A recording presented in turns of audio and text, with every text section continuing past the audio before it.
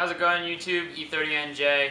I haven't produced a video in a long time now, but I figured right around now, it's Friday, so figured I'd start rolling out a video. Today is going to be doing the body work on the driver's side fender of my car, so I'll show you how that goes. Alright, so some of the tools you're going to need an assortment of hammers. This is a little one for just banging out small things and dings and dents. You need a few other hammers. A rubber mallet is helpful. So you're going to need a ratchet with a 8mm head on it, and a short extension's fine, as well as a flathead screwdriver. Start by popping the hood, then reveal the engine bay. On the side of the fender there's weather stripping, just put it upside. Then find all the little bolts on the side of the fender and remove the epoxy holding on the fender.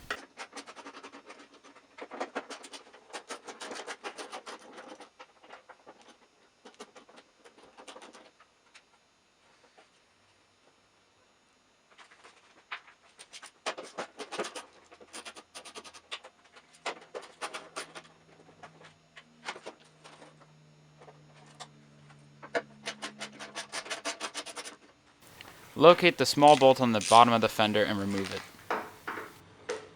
Now you want to have to remove your grill. There's 2 screws in the front and there's 2 clips on the top that you must remove to take out the grill.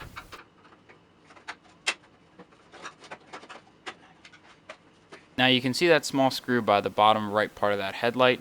There's one on top right there, and then there's one on the bottom. And be careful because they're tricky to remove. Alright, so this is a very important part of getting the fender off.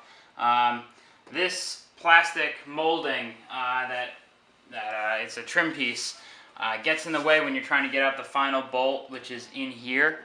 And so what you need to do is you need to pull this back as hard as you can without breaking it. You need to prop a little piece of wood in there. I just used some wood laying around. And then you go underneath and you just want to connect.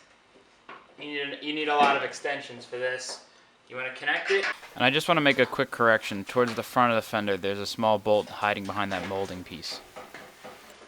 And this is what happens when that bottom bolt is rusted out. Then near the door jamb there are 2 small bolts hiding. And now you can lift off the fender. Alright, so now you want to bring your fender inside. And I laid mine on some blankets to prevent from scratching up and ripping up the carpet. And to knock out this big dent right here. So basically I'm just going to go around and knock any impurity out. It doesn't look too bad. At the same time, it's a good idea to start taking the rust that's eating away at the rest of the car. Remove it with some sandpaper, Brillo pad, rust treatment, whatever you want. Or even cut it out in my case.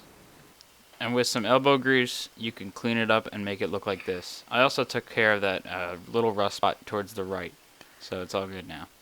And to quote my mother, clean up your mess. Now you want to get some sort of spray or primer to put over the newly treated metal, because you don't want that stuff to rust again. In my case, I used Rust-Oleum undercoating and body protector. This stuff is great and will just stick to about anything. Make sure you clean it before though. Once it's done, it should look something like that.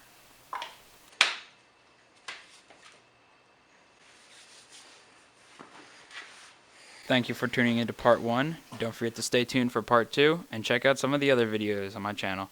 Thanks for watching. E30NJ.